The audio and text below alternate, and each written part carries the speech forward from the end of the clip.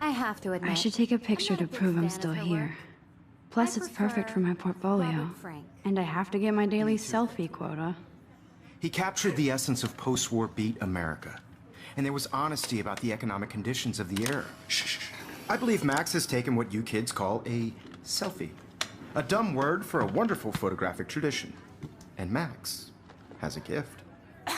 Of course, as you all know, the photo portrait has been popular since the early 1800s. Your generation was not the first to use images for selfie expression. Sorry, I couldn't resist. Life is Strange is quite the emotional roller coaster. You're calm, warm, and fuzzy for a moment, and then the next, you're in shock. You're angry, sad, happy, confused, eager, worried, and the list goes on.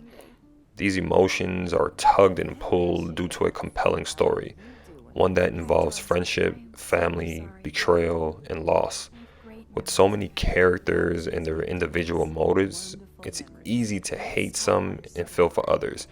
And again, this is another addition to the intriguing story and what just plainly, obviously, well, in my opinion, makes it awesome.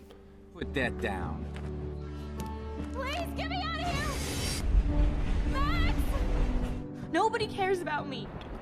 Max is our main character, and I'm very happy to say she's more than your typical teenager. Her outer appearance might give off the impression of dull, but like the saying goes, never judge a book by its cover. Max's true personality, in my opinion, shines when it comes to those in need.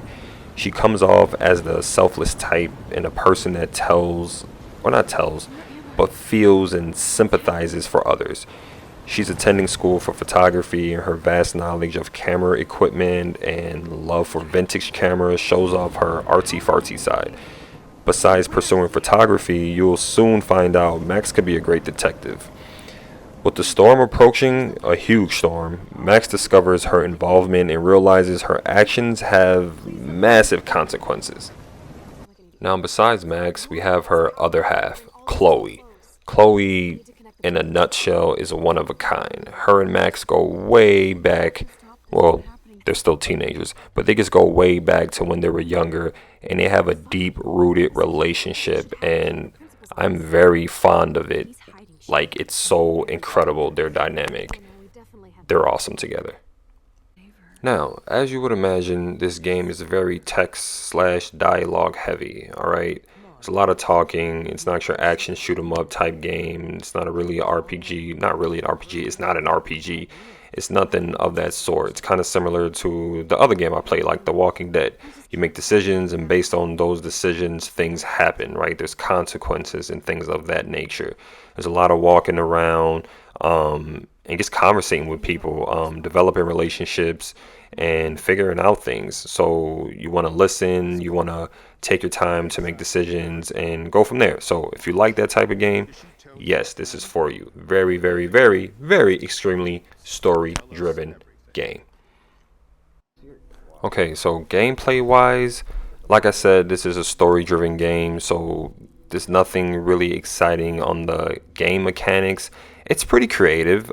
Max has a certain power, and she can manipulate that power and make things go her way, so to speak. Don't want to give away the power, so I want you guys to discover that, which you discover pretty early in the game. So that's the biggest mechanic you mess with. Other than that, like I said before, it's a very story-driven game. So yeah, it's pretty cool. Wrapping things up, to mention again, this game is very story-driven. It's not a graphical powerhouse by any means. The gameplay mechanics is okay for what it is, but it's the story that drives and holds and pushes this game to what it is. If you love story-driven games, this is for you. I highly recommend it. I would give it a yoga fire. Enjoy.